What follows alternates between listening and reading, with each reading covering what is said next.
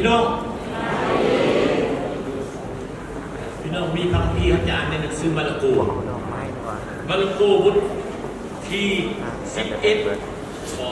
33 34 2ข้อวุฒิที่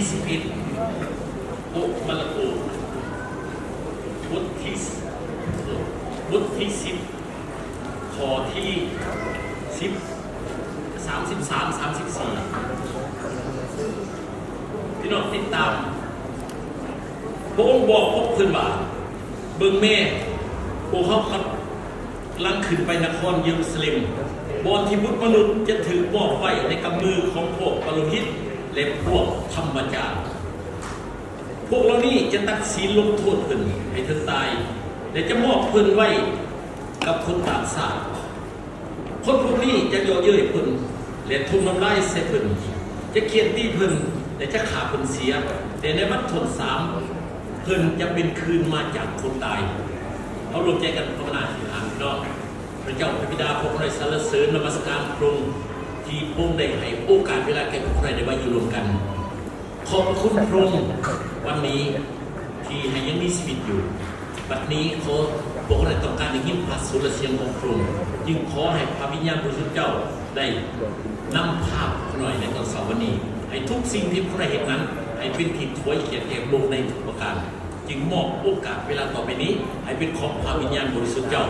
กราบขอบคุณมาโดยคุณเสือในพระนามศักดิ์สิทธิ์พระเยซูคริสต์เจ้าอาเมนพี่น้องมาจะเบิ่งแล้วกันเพราะว่าอาทิตย์นี้สำหรับประวัติของพระเยซูคริสต์เจ้าแล้วก็เป็นอาทิตย์สุดท้ายที่พระองค์อยู่ในโลกสำคัญเลยพี่น้องอาทิตย์สุดท้ายที่พระองค์จะเททุกสิ่งที่ยังเหลืออยู่ที่พระองค์ได้สอนและพระองค์จะมาตอกย้ำอีกในอาทิตย์สุดท้ายนี้ว่ามันยังสำคัญในชีวิตและพระองค์ก็ตัดสินเหตุในสิ่งที่สำคัญในชีวิตเหมือนกันฉะนั้นอาทิตย์สุดท้ายนี้จึงเป็นก่อนที่พระเยซูเดินทางไปสู่ไม้กางเขนจึงเป็นสำคัญมีความหมายสำคัญหลายสำหรับชีวิตของพระองค์และสำหรับชีวิตของชาวโลกพี่น้องท่านต้องฟังดีๆนี่ตั้งใจดีๆเนาะผมจะเป็นอย่างไปอย่างมาเพื่อเป็นให้เขาเข้าใจแท้ๆหากพี่น้องรู้ว่าชีวิตของพี่น้องนะยังจะอยู่อีก1 อาทิตย์พี่น้องยังมีชีวิตอีก1 อาทิตย์สมมติว่าพี่น้องคือถูกจับกับตัวเองยังสิอยู่1 อาทิตย์พี่น้องสิเนี่ยทำตัวเองลงพระเยซูคริสต์เจ้ายังจะอยู่1 อาทิตย์และพวกได้เห็นอย่างพวกได้ตัดสินเหตุในสิ่งที่สำคัญที่สุดในชีวิตสิ่งนั้นเป็นอย่างพวกได้เลือกเห็นสิ่งสำคัญยังว่าสิ่งสำคัญมันเป็นอีกสำคัญแน่ๆเนาะคันสิว่าสรุปในก็คือการที่พงจะกอบกู้เอามวลมนุษย์ให้ได้ขึ้นไปอยู่กับพระเจ้าต้นนี้สำคัญที่สุดพวกก็จะเห็นในสิ่งนี้อาทิตย์สุดท้ายเนาะแน่นอนแล้วคำตอบเขาถามอย่างสิว่าเขาจะเห็นอย่างเท้าสลัดพี่น้องบุได้ไหมเขาบอกพี่น้องบุเลือกบุสลัดแต่ว่าเท้าสลัดเนาะถ้าสลัดบอกคนนักข่าวถ้าเจ้าสลัดเราจะฟังเรื่องท้าสลัดทานคนเลือกเหตุในสิ่งที่สำคัญที่สุดสำหรับชีวิตตัวเองหรือสำหรับชีวิตของผู้อื่นเพราะยังเหลือทีเดียวแม่รู้ไหมถ้าพี่น้องยังลงไหลอยู่แล้วมันสิ่งอื่นแหละไม่เข้าโบสลัดอะไรเนาะเพราะสิมาเบิ่งอาทิตย์สุดท้ายเกี่ยวกับพระเยซูคริสต์เจ้าพระเยซูได้เลือกที่จะเดินเข้าสู่ไม้กางเขนคนตายที่กรุงเยรูซาเล็มเนาะอยู่ในมัทธิวบทที่20ข้อ18ข้อ19นะสิ่งสำคัญที่สุดของพระองค์คือการกอบกู้มวลมนุษย์ทั้งโลกเลยพี่น้องสำคัญสุดยอดพระองค์มาเพื่อเรื่องนี้อาเมนถ้าพระองค์เห็นต้นนี้แปลว่ามีมนุษย์เขาจะบ่ได้คนเขาจะลุ่งนรกอเวจีแต่อาทิตย์สุดท้ายพระองค์ตัดสินใจเห็นเรื่องนี้คือเดินเข้าสู่ไม้กางเขนผ่านทางอุปสรรคนาประการที่พระองค์จะมาเสื่อและเปิดเผยเรื่องต่างๆขณะที่เดินไปสู่ไม้กางเขนนั้นพี่น้องขณะที่เดินไป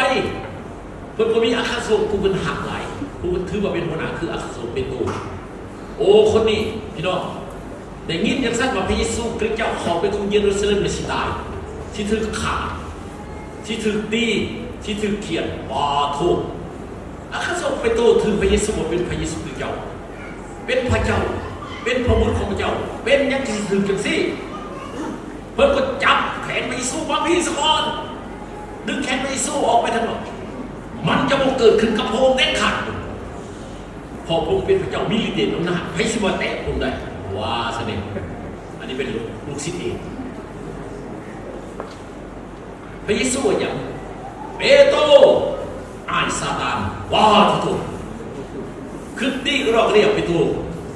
ข้อทบไปเลยพระเยซูว่าเจ้าขึ้นอย่างมนุษย์แต่เจ้าบริขึ้นอย่างพระเจ้าแต่สิ่งที่เราเห็นนี่มันเป็นเรื่องขึ้นอย่างพระเจ้าแต่เจ้ากำลังขึ้นแบบมนุษย์มาเพราะเจ้าเห็นแก่เกียรติเจ้าเห็นแก่ตัวเจ้า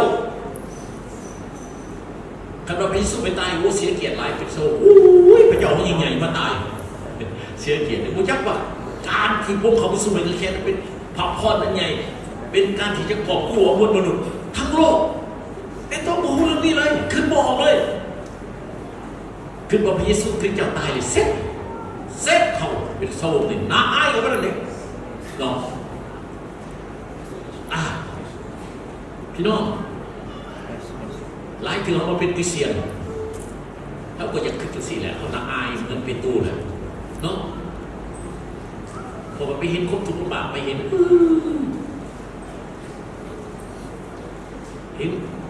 สิ่งคือแบบโบสวยงามคือโบมีสง่าและโบมีอย่างมันโบมีเกียรติมหาพระเจ้าคือโบมีเกียรติบางคนคือแบบโบมีเกียรติอยู่นอกมันคือเกียรติใหญ่ก็เราเรียกเนาะเขาลืมขึ้นแบบเขาจากไปแล้วเขาเอาไปในครัวอะไรดีๆเลยเขาบอกเกียรติในโลกนี่สิ่งที่เขามีในโลกน่าอายที่มาพระเยซูน่าอายสิลใส่น่าอาย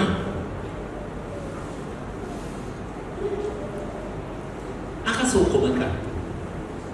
พี่น้องเขาควร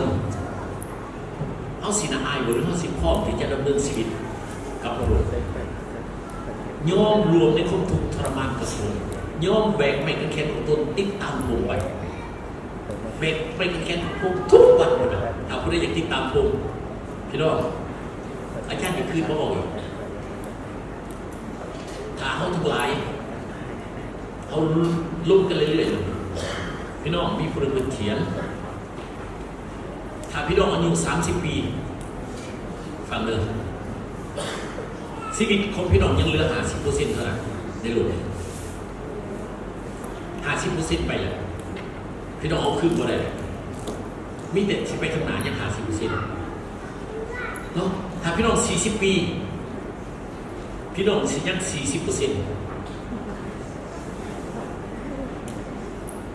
พี่น้อง50 ปีผู้ได้ใกล้50 ปีเลยฟังเลยพี่น้องเลยกับผู้ได้ใกล้40 ปียังได้40%ขึ้นเบิ่งมันได้ส่วนที่เหลือ40%พี่น้องเสร็จยังแห่งนี้ผู้50 ปียังเหลือ30%พี่น้องเลยเสร็จยังเขาสิเลือกอันไหนดีๆมันจะเห็นพอเวลาเขามันน้อยลงคำ60 ปีอาจารย์รู้จักมีใครมี60 ปีเลยคันเขา60 ปีเลยพี่น้องสิขึ้นไปยังเหลือกันไหน50 ปียังเหลือ30%อาจจะเพื่อเมตตาเจ้าเมตตายังเหลือ20%ครับเหลือ20%พี่น้องเสร็จยังพี่น้องคือเอาฉะนั้นพระพี่ว่าอย่ามัวเมาให้เลือกสิ่งที่ดีเป็นยังเหลือแห่งนี้พวกถึง70หรือว่าอะไรได้พี่น้องเพราะในพระพี่70 ปีหรือเป็นอายุเฉลี่ยพวก70 ปีนี่จบเลยเห็นยังแต่เห็นซะอันนี้ซีรีส์เลยเห็นแต่ให้เลือกบางคน70 ปียังหลงมัวเมาอาจารย์ไปเห็นโทรทัศน์เขาลืมเป็นมากเลย70 ปีเลยพี่น้องเห็นยังนำตะกี้เราเดินมือมา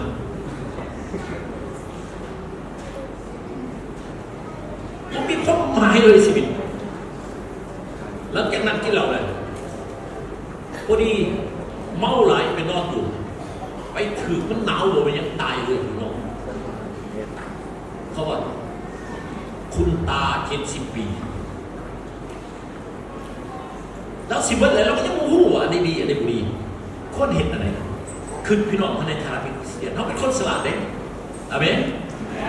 พวกลูกของพระเจ้าเป็นคนสลาดอาเมนเขาจะบอกเป็นคนโบอาเมนพระเจ้าว่าจะเป็นคนโบแต่เป็นคนสลาดอาเมนบอกเขาตะคางพระเจ้าต้องเป็นคนสลาดเด้อเขาเป็นลูกของพระเจ้าพี่น้องเขาเป็นคนสลาดอาเมนเขาจะเป็นคนโบแต่เจ้าอยู่ในคนมืดต่อไปคนโบนะเขาอยู่ในคนมืดพอตาคุณตาคนนั้น70 ปีโมเห็นเนาะโมจากนั้นมีเงินลูกหลานเอาให้ไปซื้อแต่เรามากินโอ้โหเสียดายดิเสียดายทั้งชีวิตดีและชีวิตต่อไปเขาสิไปเห็นอันที่3พระเยซูคริสต์ได้ใส่มือเข้าไปเพราะว่าพระเยซูมาในนามกษัตริย์ให้ก็ว่าพระองค์มาต้องมาแบบกษัตริย์มีคำทุกข์แบบพระองค์จะมาในนามกษัตริย์หรือมาปลดปล่อยส้นสัตว์ยิวก่อล่อคอยมันจะเห็นกษัตริย์โอ้นำขี่ม้าขาวมาเลยพายดาบมาแล้วตอนนั้นบ่ได้พี่น้องพระเยซูเข้ากรุงเยรูซาเล็มเหมือนกษัตริย์แต่ว่าขี่ตัวล่อ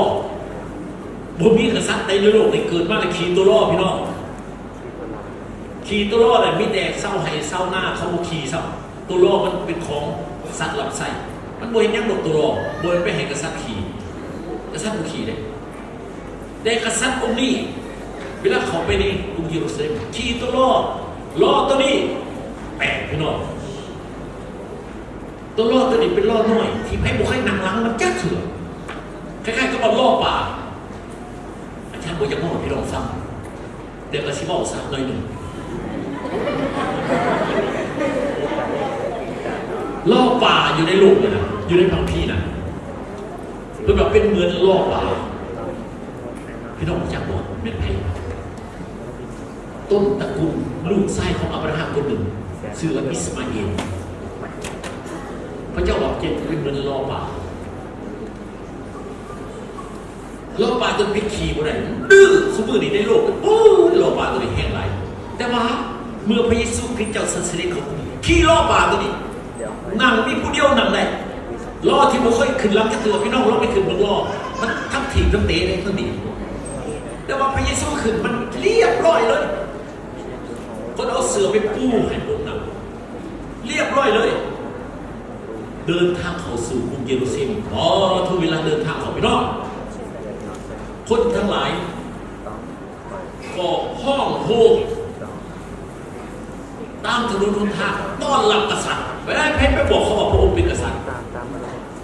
แก้เสือตัวเองกับปูให้รอดตัวนั้นอย่างเอาฝนไม้เอากาดตามธรรมดาเขาว่าหลายประเทศก็ว่าพอมซันเดย์ไม่เขาว่าอาทิตย์กัดทางตาลไม่เขาว่าจะปูต้นตาลให้ไปสู้ยางเลยให้ล่อเขาไปสู้ยางเขาปูเต็มถนนทางพี่น้องทั้งวันเขาห้องโฆษณาแห่พลุไปโฆษณาสิ่งไหนเขาบอกซอยให้พ้นแดดซอยให้เขาก็ได้พ้นแดดเขาจะได้จากพ้นเขาห้องโฆษณากษัตริย์ผู้มาในน้ำของพระเจ้าองค์ทรงอิทธิฤทธิ์เขาห้องเพราะว่าเขากำลังอยู่ในใต้อำนาจของโรมเวลานั้นการปกครองโรมเขาจะได้รับการปลดปล่อยทางการเมืองแต่พอยิสุขี่ตัวล่อพี่น้องบริขี่มาเขามาตาหลายเขาบอกเข้าใจเลยพระเยซูคริสต์เจ้ามาเพื่อปลดปล่อยโดยเป็นปลดปล่อยทางร่างกายแต่ปลดปล่อยทางจิตวิญญาณเนาะเขาห้อง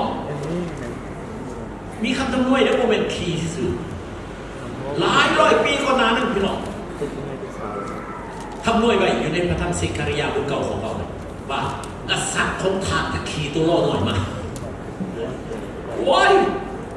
เมื่อนั้นผมขี่ตัวล่อเลยอัศจรรย์บอกพี่น้องผมบอกว่าผมบริเขามาในยูซิลบริมันจัดเตรียมอย่างหมดโอ้อยู่ไกลๆแต่ว่าแบบว่าไกลสวัสดิ์เยรูซาเล็มบอกสมองไปด้วยเข้าไปในเยรูซาเล็มจะมีล่อมัดไปรอหน่อยไปแก้มาโลดที่แม่ผู้ใดไปมัดไปว่าผมคือผู้ใดมาซื้อไปรอตัวนี้อัศจรรย์บอกพี่น้องเขาจะสุอ่านไปสิ่งบนอัศจรรย์คำว่าให้ถามพวกว่าคำให้ถามพวกเจ้าให้บอกว่า แล้วเขาสิปล่อยจะไปเจ้าของมันถือจักพระอาจารย์ถึงล่อต้นนั้นหมักอยู่พี่น้องสาวกก็ไปเห็นล่อต้นนั้นกับแม่มันไปแก้เอาล่อเดี๋ยวมามีคนทันเลยพระอาจารย์ต้องการเขาบอกว่าจุ้งลงมาเสยให้พระเยซูคริสต์เจ้าว้าวล่อตัวนั้นเป็นผู้ใดเอามาให้มันมาจากสวรรค์ในล่อตัวนี้ได้บ่เป็นธรรมดาเลยมันมาหู้กระดอกกระเดี่ยคนไม่เคยขี่ลังจะเถื่อนบัดพระเยซูขึ้นขี่มันพาพระเยซูยามไปว้าวพี่น้องมันคือเรื่องธรรมดาแต่มันเป็นเรื่องพิสดารไม่เคยมี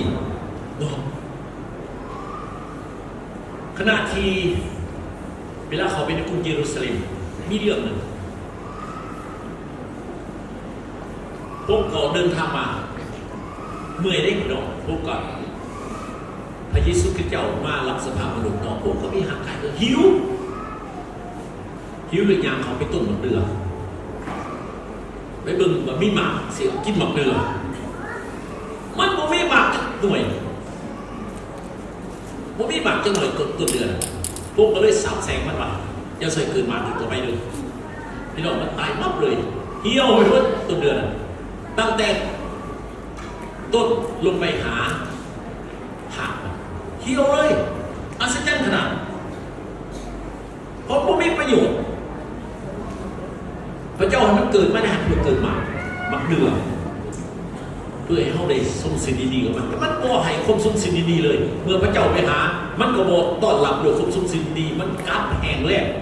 พี่น้องแม่นอีหยังอันนี้พระเยซูคริสต์เจ้ามีอำนาจเหนือธรรมศาสตร์แท้ๆเนาะและสิ่งนี้พวกก็ต้องการสอนเอาหลายอาจารย์เพิ่นออกไปเทศน์เรื่องนี้ว่าต้นเดือที่บ่มีหมากก็คือกับชีวิตของคริสเตียนที่บ่มีหมาก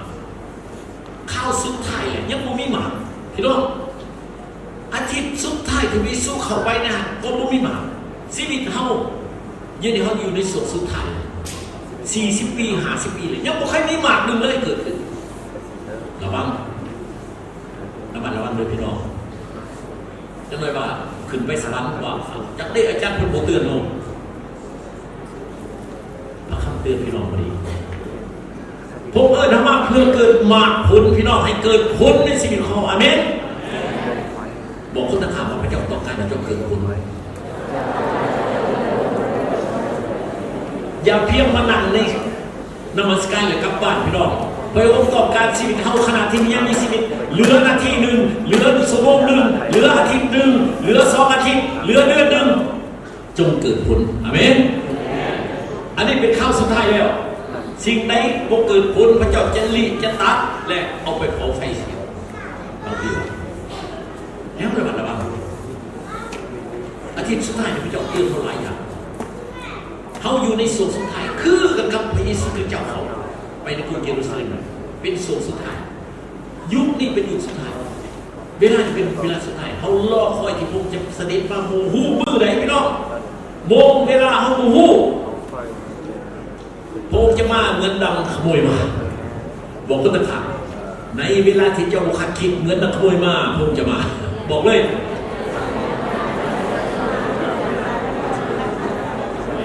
เมื่อพงมาถ้าพงเห็นเฮาเหมือนต้นเดือที่มันเกิดผลพี่น้องเขามีปัญหาแน่นอน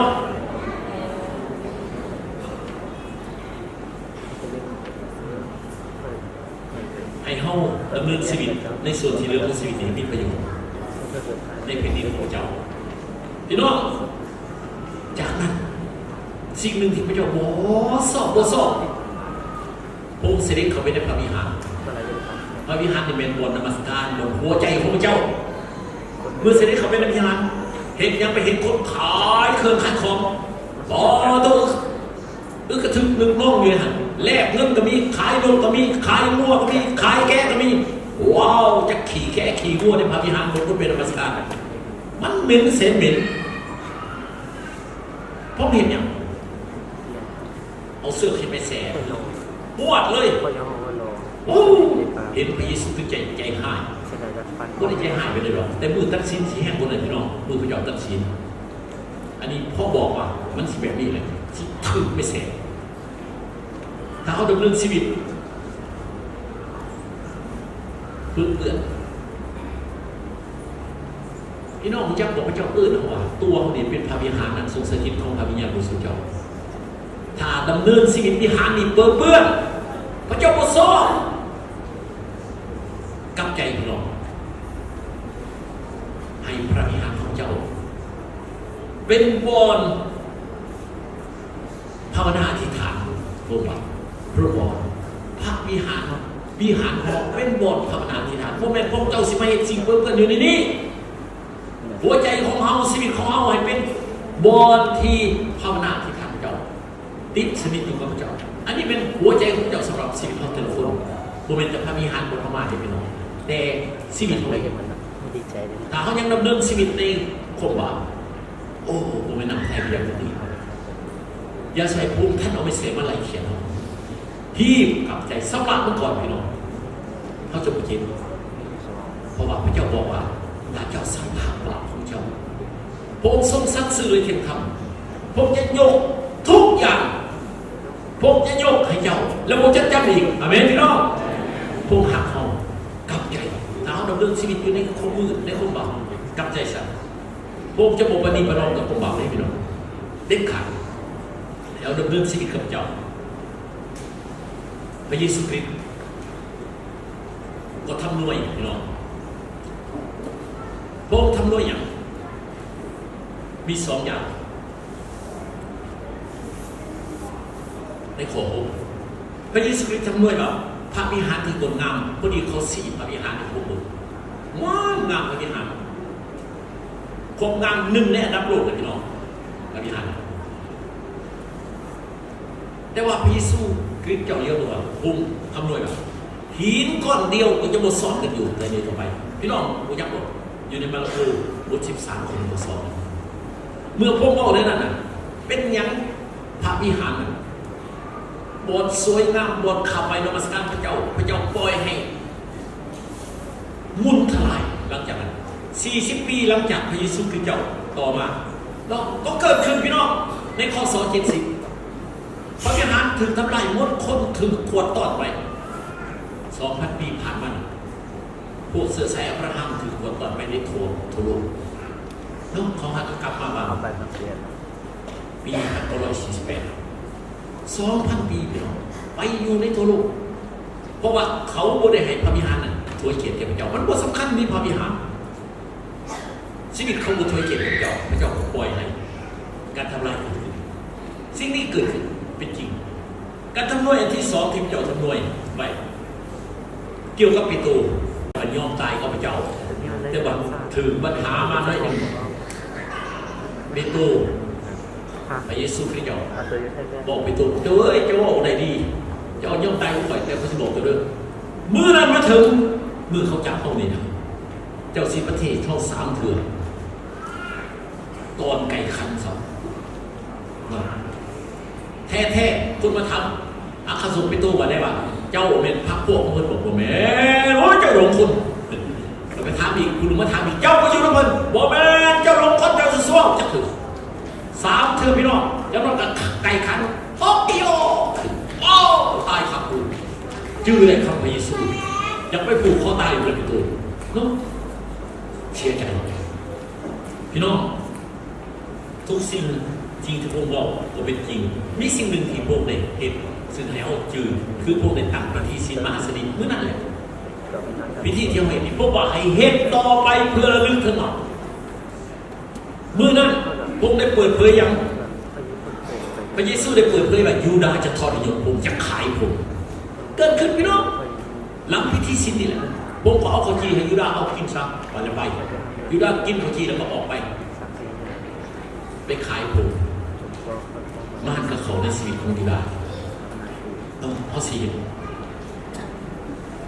พิธีนี้เป็นพิธีศักดิ์สิทธิ์ผมบอกเพราะว่าอยู่ในนี้มีกายของพระเยซูคริสต์เจ้ามีเลือดของพระเยซูคริสต์เจ้าบริเวณเปรียบเหมือนกายสีแดงเขาจีนี่เป็นกายหน้าสีแดงเป็นเลือดของเขาท่านกินเลยท่านจะมีสิทธิ์ฉะนั้นเขาเห็นเรื่องนี้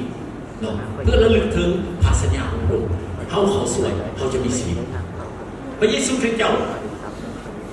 สิ่งหนึ่งสำคัญนะฮะพวกในเน้นอันหนึ่งเกิดปัญหาอย่างไรในชีวิตเนาะในมาระโกบท14 ข้อ 32พระองค์ ออกไปอยู่เดียวอธิษฐานภาวนาจนเหือออกเป็นเลือดพี่น้องพระองค์จักแล้วเป็นงานขัดหมดแต่เป็นยังผมเห็นสิ่งนี้ผมเห็นเพื่อเป็นตัวอย่างให้เขาทั้งหลายเพื่อเขาพบการทดลองไม่ยังกระตามสิ่งหนึ่งที่เขาจะอยู่ได้จะสมสื่อยินดีได้คือการที่เขาอยู่ใกล้ชิดกับพระเจ้าโดยการภาวนาอธิษฐานพระเยซูได้ฟังตัวอย่างให้เขาทั้งหลายพระเยซูบอกพวกสาวกว่าจงเฝ้าระวังและอธิษฐานอยู่เพื่อพวกเจ้าจะบ่ตกในการทดลองพวกได้บ้างแบบอย่างให้เขาทั้งหลายพี่น้องในแต่ละมื้อเขามีปัญหากระถึกนักปวดหัวพระเยซูคริสต์เจ้าหลังจากไปเผาภาวนาอธิษฐานกับพระบิดาแล้วออกมามีกำลังได้รับการสู้แห้งจากพระเจ้าเดินประเสริฐหนาเลยให้เขาจับเลยย่างไปวันนี้เวลาทหารมาหุ่มมาเป็นแถวมาเขาห้องถามว่าพระเยซูอยู่บันไดผมว่านี่เขาอยู่นี่เลยก็ได้หนีเลยพี่น้องพอเพียงแต่ว่าเขาอยู่นี่พวกนั้นล้มหมดทหารขยันพวกซีดีมือใส่ตายหมดแต่พวกเห็นอย่างอันตรายกับเขาบอกปล่อยน้ำรังในเขาจับว่าสิสื่อว่าเขาเนี่ยคือผู้นั้นพวกนั้นล้มทหารมาล้มเหล่าเลยฤทธิ์เดชอำนาจคุณไม่ทำได้แต่พวกต้องเห็นเพื่อกอบกู้มนุษย์ยอมทุกอย่างเสียสละทุกอย่างเสียเกียรติเสียหมดสง่าราศีตอนนั้นเสียยอมไปที่แม่งแขนให้เขาตีทุ่มน้ำลายใส่เทียนเมื่อเขาจับองค์ไปพี่น้องในคืนวันประหัตนั่นเองสำหรับวันศุกร์ที่จะมาเนี่ยให้พี่น้องมาเล่นวันศุกร์ทีทางอาจารย์ได้ประกาศไปเขาเอิ้นวันศุกร์ประเสริฐวันศุกร์ประเสริฐวันที่เขาเอิ้นประเสริฐเพราะพงไปที่แม่งแขนเพื่อกอบกู้ชีวิตเขาพี่น้องเท่านั้นแหละข้าพี่น้องมากพี่น้องก็แสดงคุณกับผมเขาอยากให้พี่น้องทั้งหลายได้แสดงคุณอย่าลืมว่าเขาได้เอาได้มาซื้อเอาของผลเขาได้ของผลแล้วสิ่งหนึ่งที่เขาต้องเห็นคือแสดงคุณกับผมสำคัญหลายเลยเนาะในบ้านบ้านนั่นเองเขาก็จับเอาผมโดยการนำคนยูดาห์พวกจอ LED เขาจะมีไม่ใช่ยังผมเป็นยังโดยการนำของยูดาห์เขาก็จับผมไป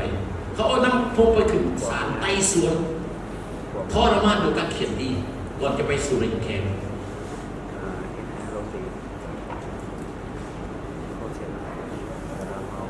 เกิดจะขึ้นพี่น้องโอมยอมบออ้าปากแมนเต็ดตอบโต้เป็นยังสาบแสบบ่เยอะอดทนคนเจ็บปวดพอโดยการเจ็บปวดของพระองค์เลยเท่าทั้งหลายแน่นอนเท่าทั้งหลายก็ได้รับการที่ไถ่ผลเท่าทั้งหลายได้รับการเยียวยาปิดป่วยรักษาพยาย้อนการเจ็บป่วยของพระองค์นั้นด้วยบาดแผลที่พระองค์รับเอานั้นพระเยซูคริสต์เจ้าเป็นพระพรแก่คนทั้งโลกที่เราฉะนั้นแน่นอนเป้าหมายของพระองค์ในโยฮันบทที่3นะขอ16ที่พี่น้องจะเล่าเพราะว่าพระเจ้าทรงหักโลกจนในประทานบุตรองค์เดียวของพระองค์เพื่อทุกคนที่เชื่อในพระบุตรนั้นจะบ่ทิพหายแต่มีชีวิตนิรันดรเนาะเขาจะมีชีวิตอมตะชีวิตนิรันดรชีวิตอันตลอดไปเป็นนิจหรือว่าชีวิตนิรันดรที่พระจะเข้าโบมาเพื่อประทานสิ่งนี้ให้เขาอันนั้นเป็นอันที่หนึ่งอันที่2การที่พงไปที่แม่กางเขนนั้นในโคโลไซบท2ข้อ15โดยแม่กางเขนนั้นพวกได้ทรงปลดปล่อยปลดวิญญาณครอบครองผีปีศาจอำนาจวิญญาณชั่วทั้งหลายเนาะทั้งหมดอย่างเปิดเผยโดยนำเขาเป็นเสลยในกระบวนการไสสนาของพระเยซูคริสต์เจ้าพี่น้องมารซาตานผีปีศาจบุกเป็นเจ้าลูกในบ้านนั้นที่ไปซื้อไปที่แม่กางเขนอาเมนบอกคนต่างหากว่ามารซาตานผีปีศาจบุกเป็นเจ้าลูกอีกบอกเลยย้อนพระเยซูไปที่แม่กางเขนนั้นพี่น้อง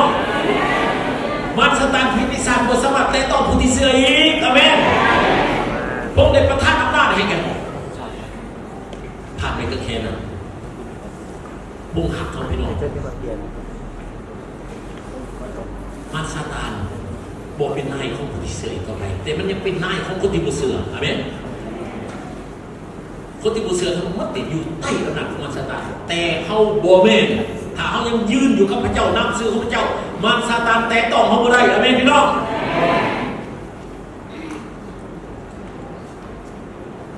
เท่าสี่อันหนึ่งอันที่สามพี่น้องเขาควรได้รับพระพร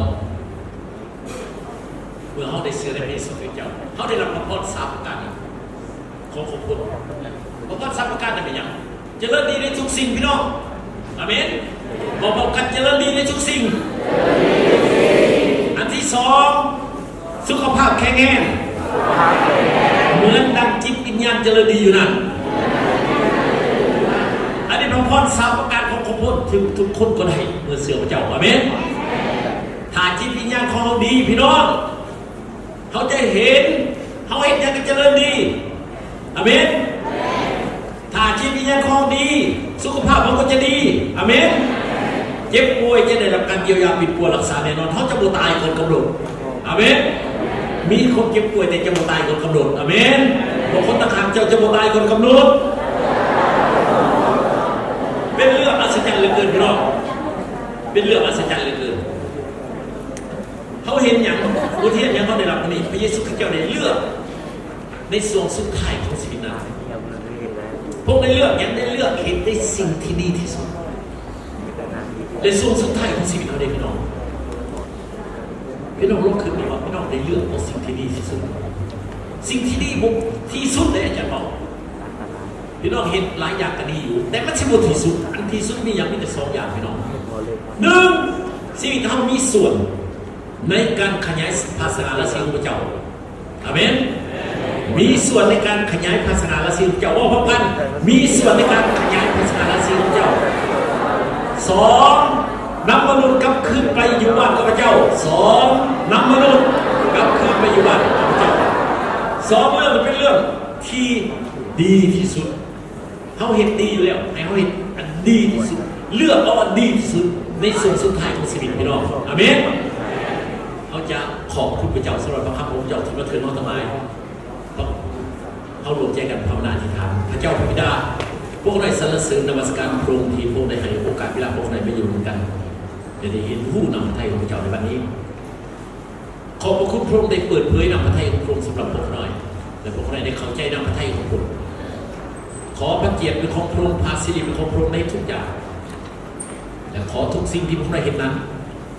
วันนี้ให้พระเยซูคริสต์เจ้าได้รับเกียรติวันนี้พวกเขาจะเข้าสู่พิธีอันศักดิ์สิทธิ์ของพระองค์ขอพระหัตถ์อัศริของพระองค์เหยียบที่จะอวยพรพวกกันทั้งหลายอยู่รวมกันและให้ได้รับความพรจากพระวจนะของพระองค์นำการเปลี่ยนแปลงมาสู่พิธีของเราทุกๆโดยเฉพาะการขอบคุณมาด้วยความเสื่อในพระนามศักดิ์สิทธิ์พระเยซูคริสต์เจ้าอาเมนเอาตัวมือสรรเสริญพระเจ้า